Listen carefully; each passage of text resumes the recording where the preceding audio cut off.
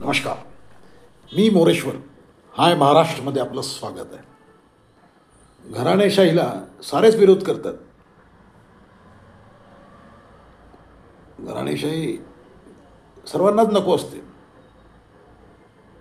पण ती सर्वांनाच हवी हवी असते, सर्वांनाच आवडते. पण रेकॉर्डवर बोलताना सारेच घराणेशाहीच्या नावाने बोटं मोडतात. आता सध्या नगरपालिका निवडणुकांचं वारं आहे. या नगरपालिका निवडणुकीच्या निमित्ताने तुम्ही पाहाल, नेत्यांचे नातलग अविरोध निवडून आलेले आहेत. अनेक नेत्यांचे नातलग उभे आहेत. त्यांचा फैसला 2 तारखेला 2 डिसेंबरला निवडणूक आहे, 3ला फैसला आहे. पण अनेक नातलग असे आहेत की जे अविरोध आले आहेत.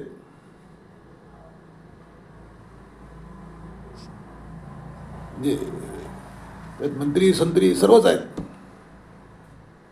आज उमेदवारी अर्ज मागण्याचा अखेरचा दिवस आहे. आज हे पिक्चर आणखी क्लिअर होईल. भाजप घराणेशाहीच्या नेहमीच विरोधात राहिला आहे. तो पहिल्या दिवसापासून घराणेशाहीच्या विरोधात बेंबीच्या देठापासून आरडाओरडा करतो. परंतु या निवडणुकीत तर नगर परिषदेत काय असते, पण नगर परिषदेची मारामार आहे. नगर परिषदेची घराणेशाही सर्वत्र आहे. मुख्यमंत्री देवेंद्र फडणवीस यांचे मामे भाऊ म्हणजे अविरोध निवडून आले आहेत. चिखलदरा नगर परिषदेमध्ये एका प्रभागात आल्हाद कलोती अविरोध निवडून आलेले आहेत. कलोती हे फडणवीसांचे मामे भाऊ आहेत. आता असं एक नाव थोडीच आहे, म्हणजे अनेक नावं आहेत. दुसरं धुळे जिल्ह्यातलं उदाहरण आहे. तिथे तर प्रतिस्पर्ध्याचा अर्जच बाद ठरवण्यात आला आहे. प्रतिस्पर्ध्याचा अर्जच बाद करवला गेला. त्यामुळे धुळे जिल्ह्यात नगराध्यक्षपदासाठी जयकुमार रावळ मंत्री यांच्या मातोश्री नयन कुंवर रावळ अविरोध आले आहेत. जळगाव जिल्ह्यात जामनेरच्या नगराध्यक्ष म्हणून मंत्री गिरीश महाजन यांच्या पत्नी साधना महाजन अविरोध निवडून आले आहेत. तर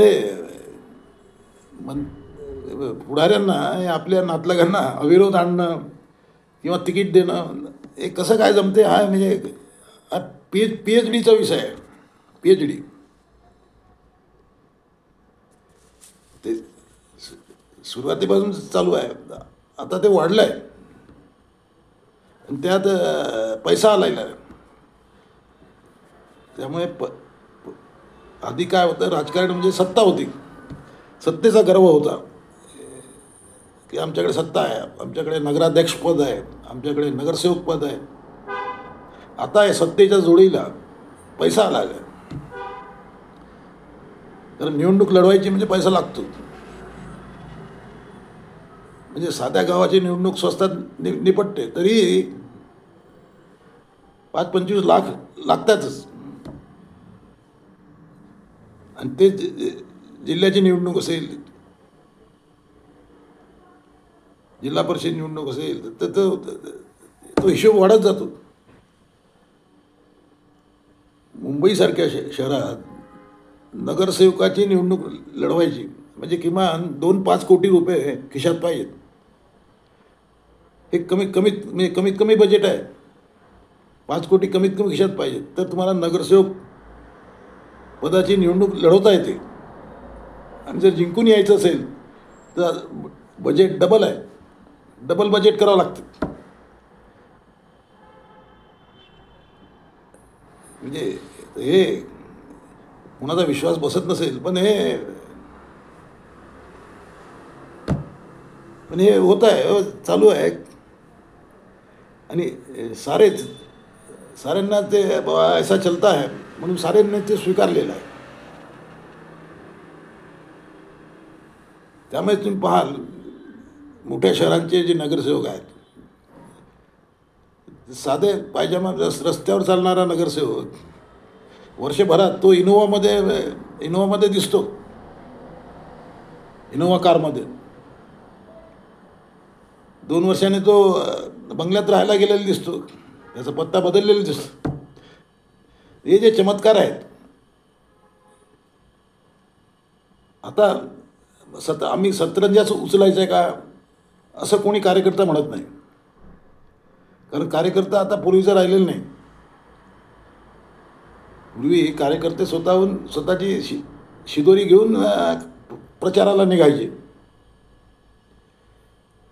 ते स्वतःचा खर्च स्वतः करायचे.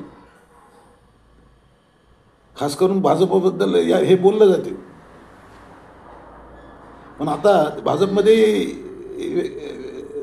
वेगळी धनसंस्कृती घुसली आहे. आता कार्यकर्त्यांना काही टेन्शन नसते. त्यांना फक्त सकाळी उठून कुठं कोणत्या गाडीत बसायचं तेवढंच. आता सतरंजा उचलायच्या का असा कोणी कार्यकर्ता प्रश्न विचारत नाही, कारण सतरंजा राहिल्याच नाहीत. आता खुर्च्या आल्या आहेत आणि त्या खुर्च्या टाकावं लागत नाही कार्यकर्ता. ते ठेकेदार ते काम करतात, खुर्च्या सजवण्याचं, लावायचं वगैरे वगैरे वगैरे. पूर्ण राजकारणाचं स्वरूप 360 अंशातून बदललेलं आहे. राजकारण आता पूर्वीचं राहिलेलं नाही. तिकीट कुणाला तिकीट देऊ शकत नाही असा कोणताही नेता सांगत नाही कोणालाही. तिकीट तुलाच मिळेल असं सांगतो, पण 80% तिकीटं आधीच ठरलेली असतात. 20% तिकिटामध्ये वेळेवर निर्णय होतात, परंतु ते तिकीट कुणाला हे टेन्शन शेवटच्या रात्रीपर्यंत ठेवलं जाते, चालवलं जाते. त्याला म्हणतात राजकारण. साधी नगर परिषदेची निवडणूक आहे, त्यात मोठ्या संख्येने पुढाऱ्यांचे नातलग उभे आहेत. कोणाची बायको आहे, कोणाची भाऊ आहे, कोणाचा मेहुणा आहे.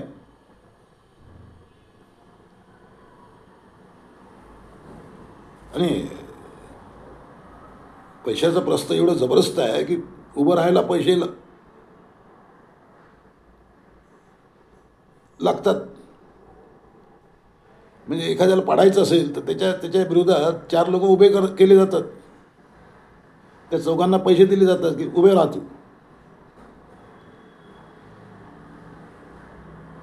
म्हणजे याला फिल्डिंग म्हणतात. आणि एखाद्याला निवडून आणायचं असेल तर एखाद्याला बसवलं जाते. त्या बसवण्यासाठी त्याला मोठी किंमत दिली जाते. तर हे राजकारण पैशाचं झालेलं आहे. आणि दिवसेंदिवस या पैशाचा भाव वाढतोय, महाग होत चाललाय राजकारण. याला काय उत्तर आहे का कोणाकडे? म्हणजे आपण लोकशाही लोक वगैरे गोष्ट परंतु त्याच्यातला काही भाग नाही. प्रॅक्टिकलमध्ये तुम्ही सकाळी उठून एखाद्या पुढाऱ्याच्या प्रचार यात्रेमध्ये फिरा दिवसभर, तेव्हा तुम्हाला कळेल राजकारण काय आतमध्ये काय सुरू असते, आतमध्ये काय असते. राजकारण कुठे न्यायचं आणि कुठून परत आणायचं हे आपण कधी ठरवणार आहोत का? नाही तर जे सुरू आहे त्याला काही अंत नाही. कॉमेंट करा. नमस्कार.